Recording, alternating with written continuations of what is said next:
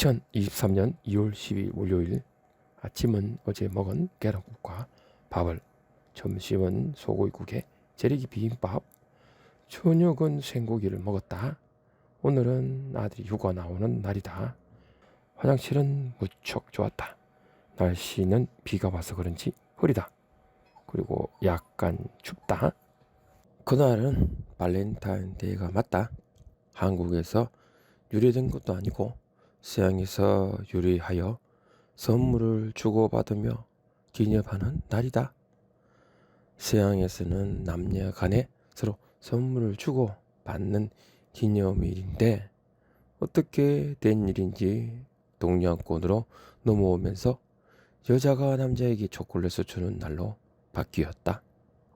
이건 초콜릿 업체들의 데이 마케팅이라는 상술이다.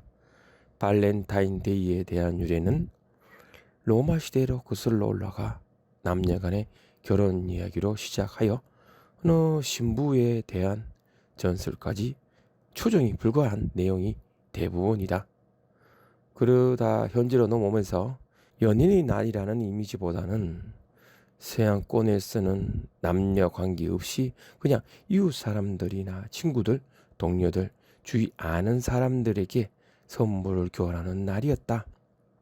그러나 동아시아에서는 여자가 남자에게 초콜릿을 주는 날로 고정되었으며 영국에서 시작한 발렌타인 초콜릿 마케팅이 언제부터인가 어떠한 계기로 들어왔는지는 의견이 분분한데 기업들이 매출 이익을 위해 해외 마케팅 방식을 참고하여 들어왔다는 설이 가장 지배적이게 된다.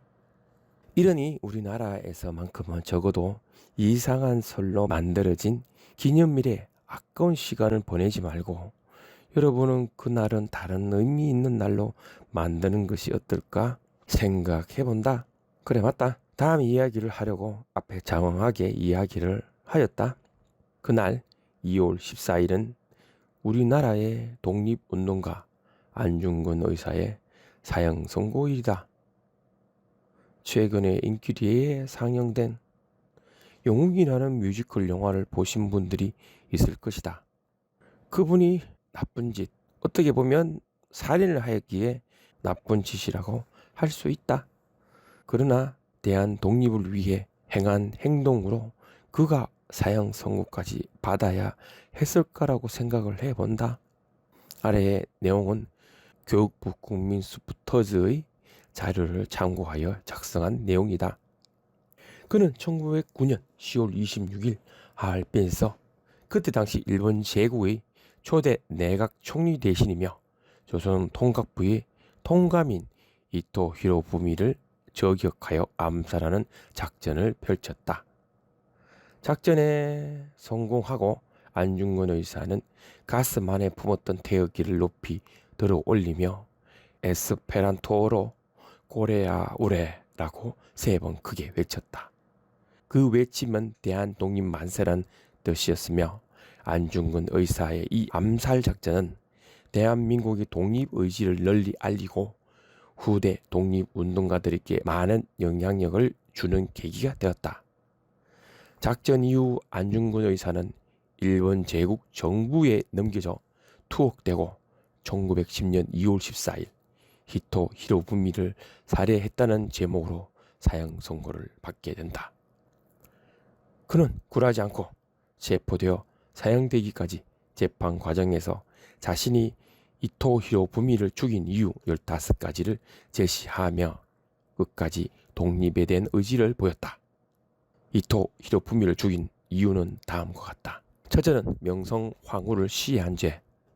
둘째는 1905년 11월 한국을 일본의 보호국으로 만든 죄.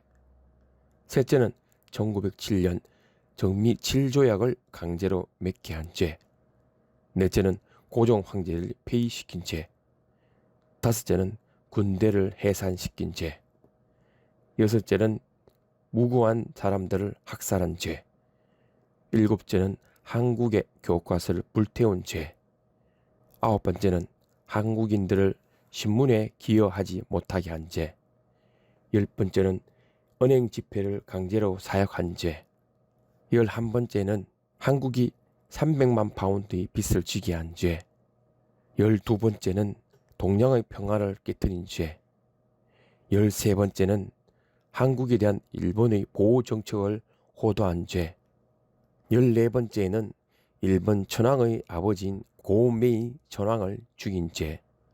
15번째는 일본과 세계를 속인 죄였다.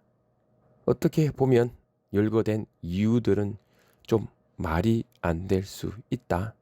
그러나 그때 시대에는 그렇게라도 하여 이토 히로부미의 죽음에 타당한 의미를 부여하고자 하는 마음이 있지 않았을까라고 생각해 본다. 이렇게 끝까지 투쟁한 안중근 의사의 마지막 유언은 내가 죽은 뒤에 나의 뼈를 헐빈 공원 곁에 묻어두었다가 우리 국권이 회복되거든 고국에서 반장해 다오. 나는 천국에 가서도 또한 마땅히 우리나라의 호복을 위해 힘쓸 것이다. 너희들은 돌아가서 동포들에게 각각 모두 나라의 책임을 지고 국민된 의무를 다하여 마음을 같이 하고 힘을 합하여 공로를 세우고 업을 이루도록 일러다오. 대한 독립의 소리가 천국에 들려오면 나는 마땅히 춤추며 만세를 부를 것이다. 라는 마지막 유언을 남기셨다. 하지만 광복 이후 안중근 의사의 유해 공동 발굴 작업에도 그분의 유해는 발견되지 않았고 위치 또한 찾지 못했다.